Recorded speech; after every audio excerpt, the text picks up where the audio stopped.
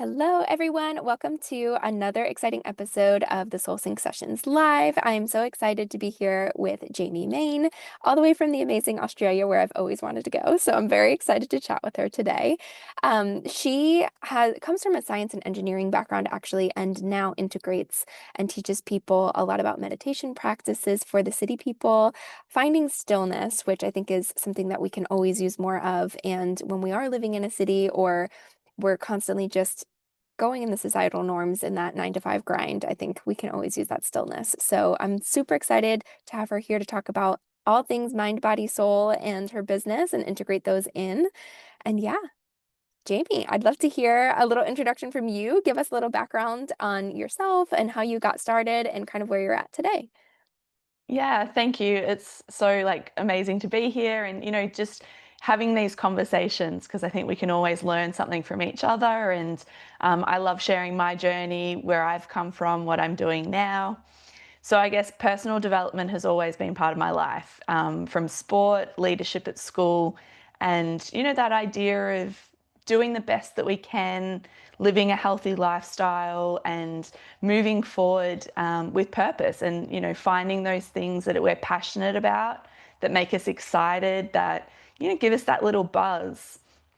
Yeah. And for me, I was always interested in the human body, like I said, sport and how does it work, and that mind body connection and that aspect of, peak performance. We can think about, the idea of being in flow and being in sync, whether it's with teammates or, in individual sports. So that was kind of what led me down this path of, sport, allied health. And I actually went on to study biomedical engineering, which was, around medical technology. So that was kind of my background. And then in this exploration of medical device, health and well-being, that's when I kind of came across meditation and this idea that when we still our mind and we still our body, we can have new creative ideas, whether we're an entrepreneur or we're working in business, that we can have that clarity and calm conversations with people, and that's when we can work through our career goals or just living a healthy lifestyle. I love that. And I love how you kind of touched on the productivity piece because when we are in that grind, a lot of times people are like, how can I be more productive? How can I do more? And a lot of times it's when you take that minute to say, okay, I'm not going to do anything for this minute. And you're doing less and you're just being rather than doing. We're human beings, not humans doing. I love that phrase because it's very true. That's when you get those ideas and you can kind of do that. So it's interesting that you kind of it's a catch 22, right? You have to slow down before you can get that in order to be more productive. So, were you looking for something that was going to make you more productive at the time that you found meditation? And is that kind of what led you into that path? Yeah, so that was kind of the catalyst, this idea of, wanting to have my own business, wanting to be successful, wanting to have creative ideas. And it was actually a quote from Oprah that kind of sparked me. This idea is, entrepreneurs, that the first step we should do is to quieten our mind, come into stillness and peace. And definitely picking up what you're saying, that it can be really counterintuitive, that we want to do all the projects, we want to do everything at once. And it's actually by taking that step back and trusting the process that we can actually move forward quicker. But also at the same time, I'm not perfect. I'm still very much a human being having this human experience. And, I get that I want everything to happen now and want everything, all the projects and all the things. So yeah, I'm definitely still in the practice of it. And that's something I definitely teach to my clients and students. I'm not saying that I've got it all perfect. We're on this journey together, and it's really amazing just to walk the path with incredible students and humans. And I think that's exactly right of what you said. It is a practice. And it's the same thing with like a yoga practice, for example. There's always going to be something that you can do more, that you can do better, that you can change up or a different approach to it. So one of the things that I have talked about recently with a couple of friends as far as meditation goes is there's different kinds of meditation. So like I've done even like neurographic drawing, or one of my friends is an artist, and she says that she can't really quiet her mind fully unless she's doing like a stippling project where she's looking into the details, and that's when she gets into that flow state. So do you find different meditation practices work differently, or do you practice mainly like a traditional meditation where you're just kind of being very still? What is your thought kind of on like the movement meditation versus a traditional meditation? Yeah, that's a like great question and input because I always say it doesn't matter what the activity is, it's about each individual finding the activity that suits them. Yeah. And for me, I find, connecting with the senses. So I Mhm. really enjoy connecting to the earth, Mother Earth, that nurturing stability, grounding connection that really helps me tap into that support system to then allow that stillness and silence. And so it's not just about doing nothing and trying to have a quiet mind. It's about the preparation, finding your place in your home or going to a class. Like, what's the step that you do before you sit down to meditate? And then what are the steps? Like in yoga, you might, do some basic stretching and then move into some more complicated or, difficult poses. How do we prepare ourselves through breath work, connecting our feet to the ground, and going through those techniques before going to the silent surrender and that just bliss, so that when we're intending to have a quiet mind, we've got that opportunity to be in that blissful state. And it's not always going to be blissful. And I think that's the biggest thing. We said it was a practice, and every day is going to be different. And when we have challenging things come up in our life, or whether it's grief or, something difficult or unexpected, we're going to have a different reaction in that meditation practice than what we did if everything was smooth and happy, or, maybe you're on holiday and you have like this amazing meditation practice, where that might look quite different when you're going into your corporate job on a Monday morning and you're doing your 10-minute practice before you go into the city or something like that. Yeah, and I think the key with that too is just kind of the repetition, and again finding what works for you, whether that is the taking a walking meditation or having that different practice. So I love that you kind of have your own toolbox, and I love that you mentioned the senses. So I work a lot with human design in my work, and one of the things that I'll do, everybody has a cognition in their human design, which is your highest sense. Um, and so with my clients, I really love to kind of tap into your highest sense, whether that's movement. For some people, it could be action, it could be taste, it could be scent. So, for example, I had a client who her highest sense, yeah, was scent, is what I was trying to say. So as far as the essential oils, I gave her kind of a practice in order to get into different states.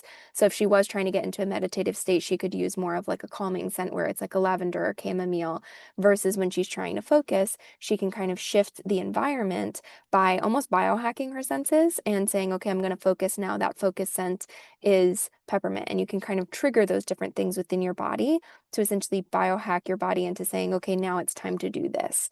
So it's finding those kinds of things. And for anybody that's interested in human design that hasn't done human design, I would say it's a great thing to tap into as far as diving and learning more about yourself.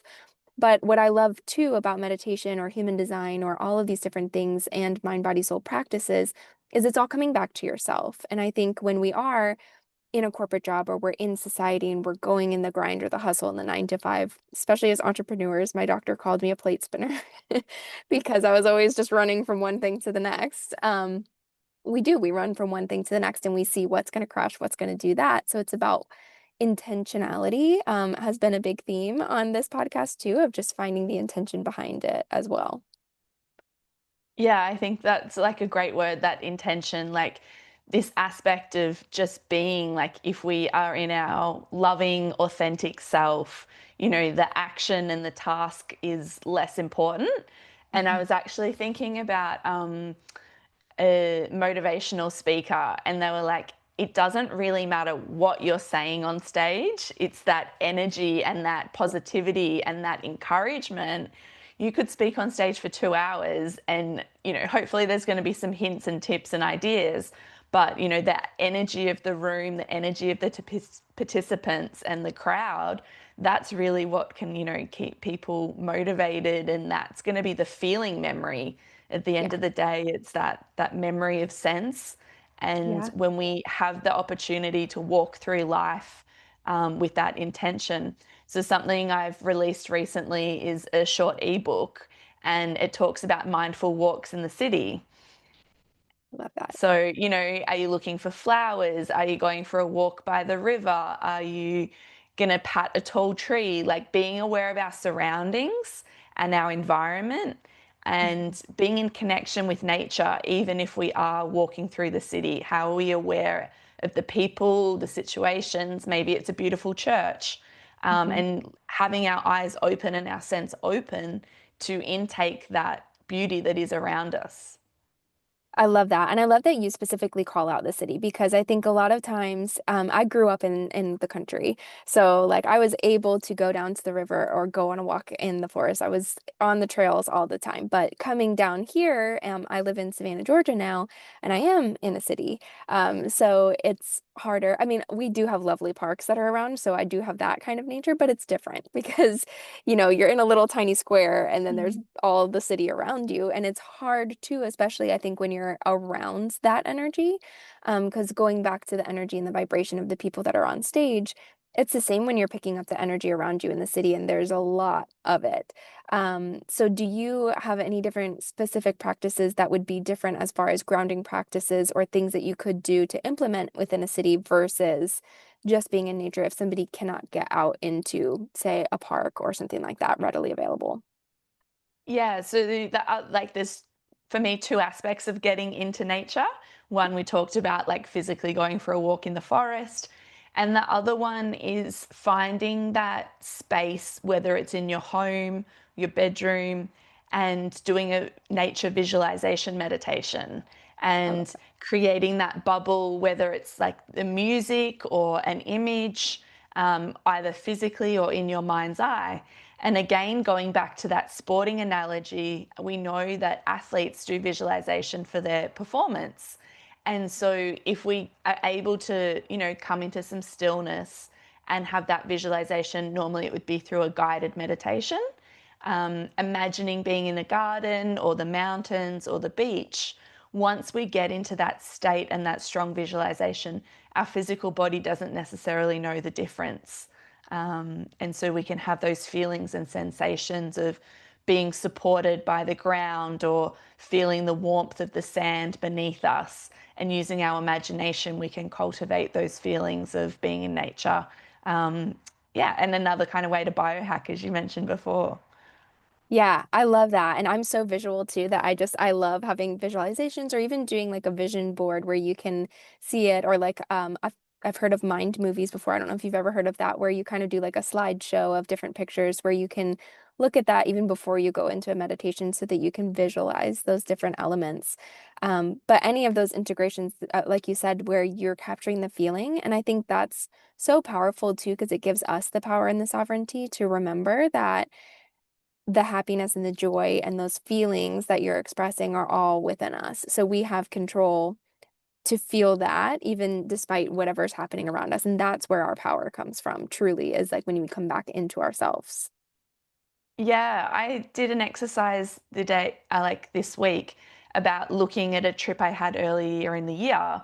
And there's the lighthouse and there's the ocean and the sunrise and we experience those beautiful things whether we're on holidays or on a trip. But the power of those images and those memories to have it either a visualization or you mentioned scent and smells, or maybe even a sound or a song, we can re-tap back into those positive memories and have that experience again and strengthen those in our neuropart, like in our mind.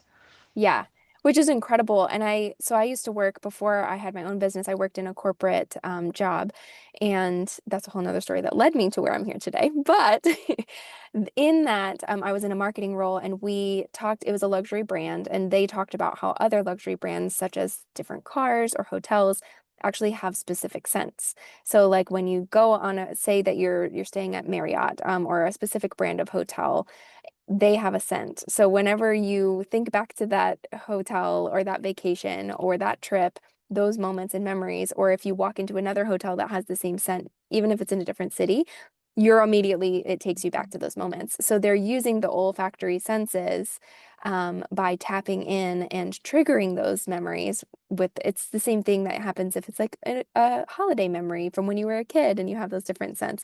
It's so powerful when you can tap into those different senses, and it really does give you that feeling overall completely of just being in a completely different state. And those feelings of familiarity, and Yeah. I've been here before and I feel comfortable and supported, like they're all really, important things that help us to feel good in our body, to feel safe. Yeah. So is that something like if somebody is trying to manifest something into their life or manifest a specific reality or a home or something like that, a visualization I think is huge. Have you ever worked with any of the senses to, or like I guess would that be an exercise that you would recommend them doing with a meditation or a visualization to talk about what do you smell, what do you see, what do you feel, what do you touch, and just kind of bring all of those in to deepen the practice and really connect into that feeling of manifesting it? Yeah, that's like it's definitely a tool and a technique. I haven't done it recently, but something I have explored in the past. And the one thing that kind of brings me to mind again, the example of the essential oils was studying for exams and having a different essential oil for each subject when you're studying. Oh, that's fun. Yeah, because I've done it where it's like, okay, it's time to focus now. Like, let's put the peppermint on, or it's time to take a break. I'm going to put some citrus on, or grounding if you are meditating, where it's like a cedar wood or frankincense or something like that. But essential oils and scent is so powerful. And then if you have, like one of my highest senses is taste. So if I Mm. am working, I find I work a lot better at coffee shops because I like the environment of having like other people around me. That kind of is just energizing to me, and I just seem to be able to Mm. focus better for whatever reason.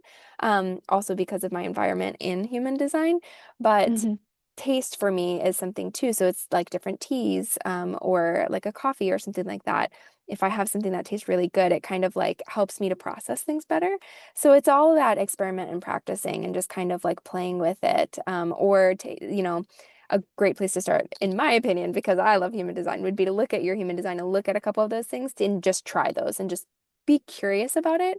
That's another thing that I've learned recently is just to be playful about it and to be curious about it. Like if you have never meditated before, or if you've never had the practice of coming back to that stillness, to try different things. Maybe if you really enjoy art, try doing a meditative art practice or a walk, or slowly give yourself, 5 to 10 minutes in the morning where you're just sitting there and allowing yourself to practice and kind of kick yourself back into um, that stillness.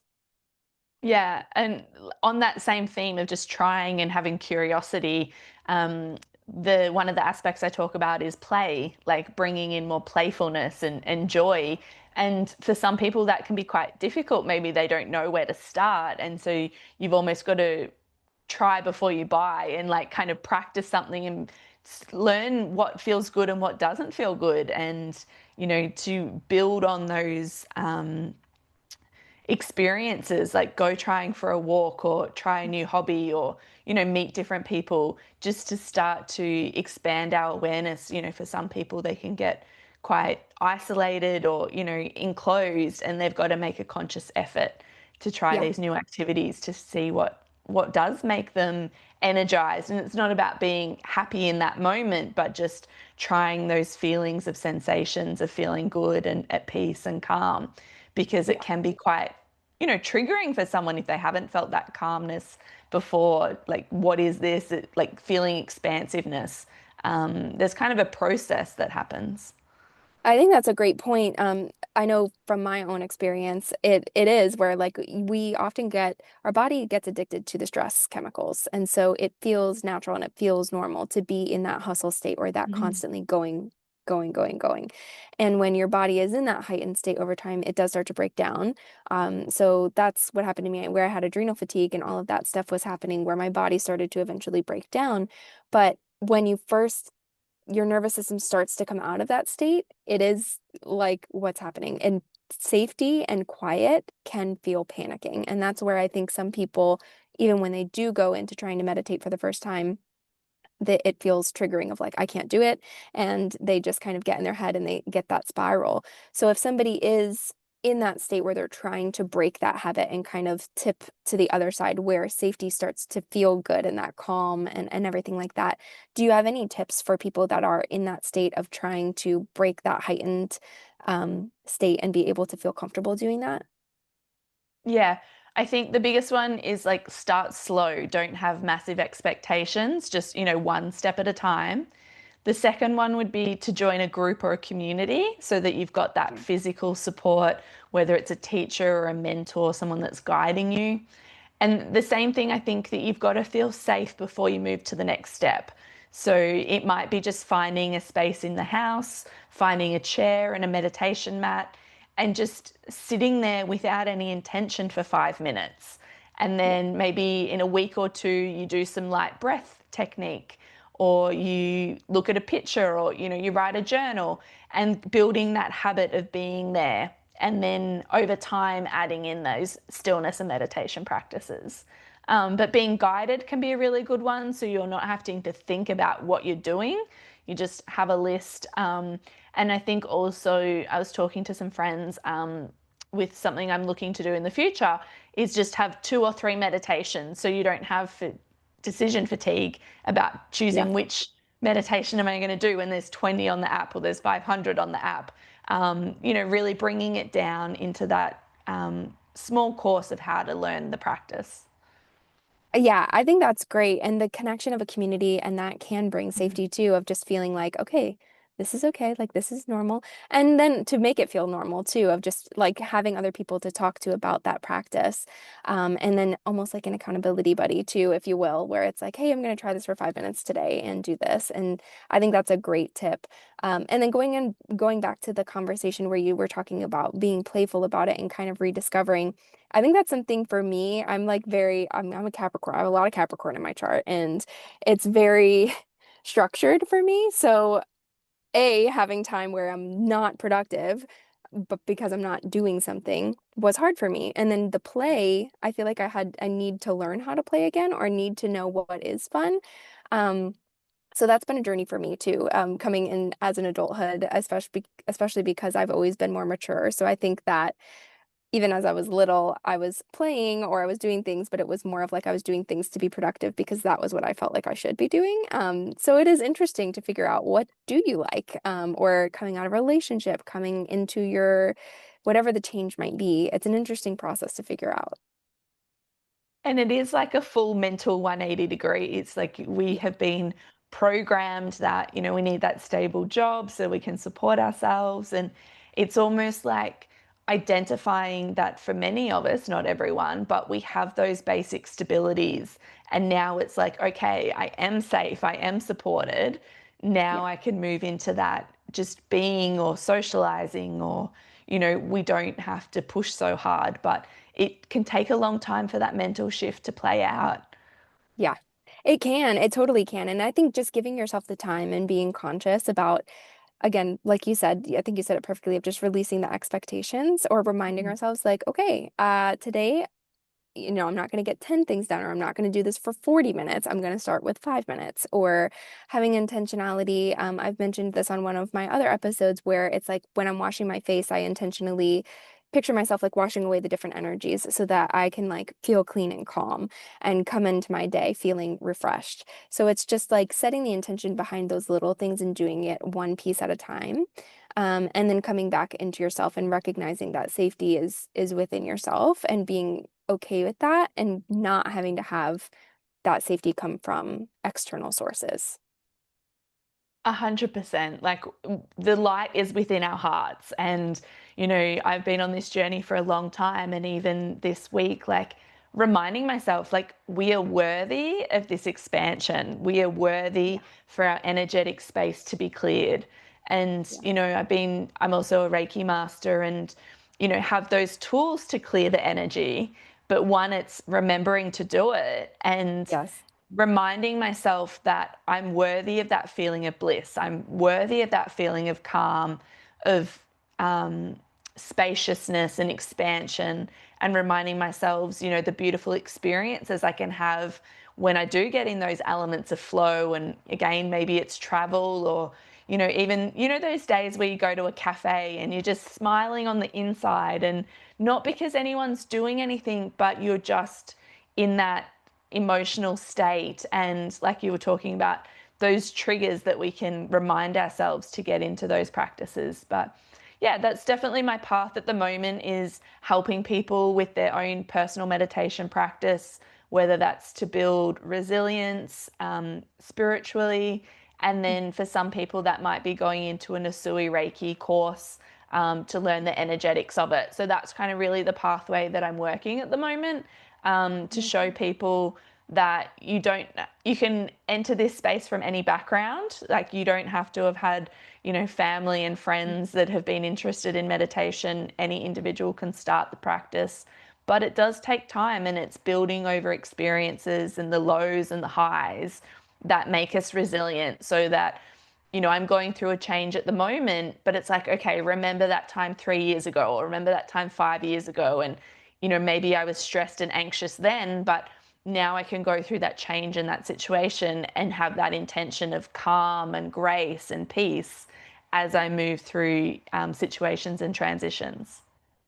Yeah, and I love that because I think it's also something that we kind of not trick our mind, but in a way trick our mind a little bit to say, to give ourselves validation, or to give your mind the validation that yes, you are worthy, but it's also like reminding yourself of that resilience of I've overcome hard things in the past and this is where I can be now. So 100%. Yeah. Yeah. absolutely. So I have one question before we start to wind down that I love to ask, and this might be a tough question, but what was your, I would say, point of impact that kind of created this path for you or put you on this journey that brought you to, do you have like a specific moment? Was it a few moments that you can remember where you're like, oh, this is the path that I want to go, coming from the sciencey backgrounds that you had explained with like the engineering and all of that stuff to where you are today? That's a big transition. So do you have a specific point of impact that you remember or could recall that pushed you in this path?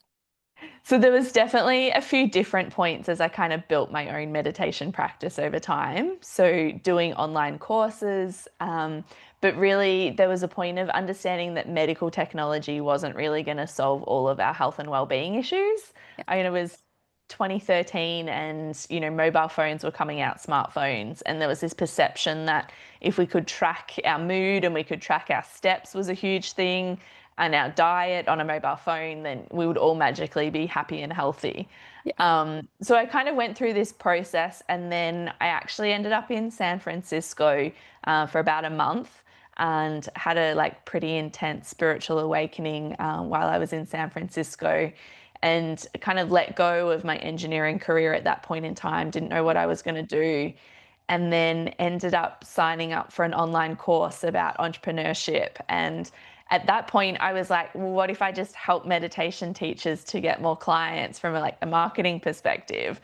And then through that, met this incredible meditation teacher in San Francisco, and she'd worked with some really amazing tech companies, and she was like trying to help them again in their productivity, to help them be more mindful and compassionate within their work communities. So, yeah, that was kind of, it was maybe a year or so, that transition of doing some online courses, thinking that there was something to it, and then meeting her in San Francisco and kind of having that experience where my reality just kind of like popped open. That's amazing. I love that. And it is sometimes it is that person that's just at the right place at the right time, or you have the right conversation. And I feel like it does always come when it's unexpected, where you're here for one thing and then something happens and you're like, "Oh, I get it now." That Yeah, but that moment where all the puzzle pieces join together, I was always really interested in philosophy and purpose and why are we here, and what is the earth and what is humanity. yeah. And then I was like, oh, there's a blueprint. Like all these pieces of my life, the engineering and the leadership and the meditation and the yoga. And I was like, they're all meant to connect in together somehow. Yeah, that's very similar to me and like my path and my journey where I went on like the holistic wellness journey. So I had that piece and I started to get really interested in that and went and studied holistic health more to understand what was happening with me to heal my own self. Meanwhile, I had a corporate event career and marketing background and design, and that's like where my world was. And then I was like, oh yeah, all of these pieces started to connect where I started to learn about human design through that and then cycle syncing and all of the things. And when you look back, you're like, okay, I can see it now. And sometimes we need mirrors to see that. So like your teacher could have sparked something where you're like, okay, now I can see the pieces of how they come together, which is it's just magical. Yeah, and I think also for like people starting on, maybe they're like in their 20s or 18, like don't be afraid of that corporate job. Don't Yeah. be afraid to go and build those real world skills and experiences. Because I think sometimes you can be like, oh, well, I did that for 5 years and I didn't end up doing it. But I think that we often use them more than we think as we go along on our journey.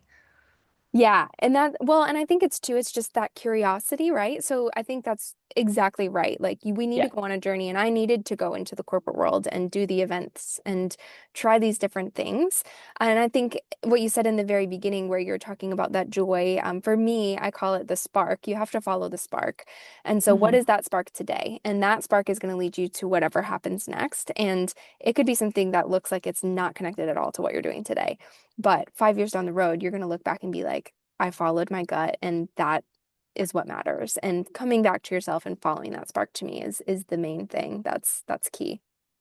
Yeah, that follow the intuition, follow the nudges, follow the signs, because Yeah. you honestly never know where it's going to lead. And to be in the moment while that happens, you know, those adventures, the side quests that can happen along the way. Yeah. And your presence is your power. So like taking that moment to be able to be present and to use the meditation practices is totally key. So how can everybody work with you currently? What do your current offers look like? How do you work with everybody? And then tell us how everybody can find you who's listening today. Yeah, so the best way to find me is on Instagram, Jaimee Kate Australia.